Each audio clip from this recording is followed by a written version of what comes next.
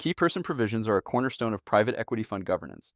They serve as a contractual safeguard for investors, ensuring that the individuals most critical to a fund's strategy and performance remain actively involved.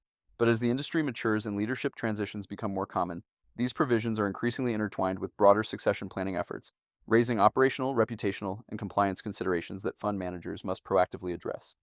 What are key person provisions? Key person provisions, also called key man clauses, are typically embedded in a fund's limited partnership agreement, LPA. They identify one or more individuals whose continued involvement is deemed essential to the fund's success. If a key person departs, becomes incapacitated, or is otherwise unavailable, the provision may trigger a suspension of investment activity until LPs approve a path forward. These clauses are designed to protect LPs from the risk of investing in a fund whose leadership or strategy materially changes post-commitment.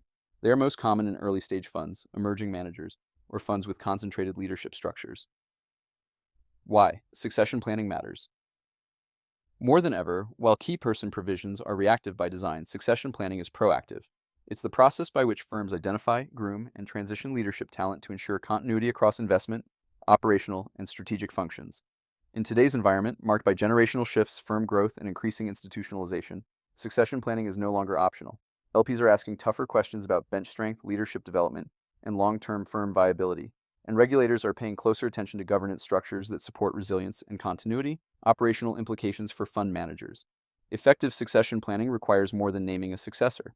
It involves documenting roles and responsibilities of key individuals across fund entities, e.g., GP, management company, advisory committees, clarifying ownership structures, especially when key persons are also equity holders in the management company or affiliated entities, aligning fund economics to support leadership transitions, including carried interest allocations and management fee splits, updating fund documentation to reflect changes in leadership or key person designations, often requiring LP consent or amendment processes.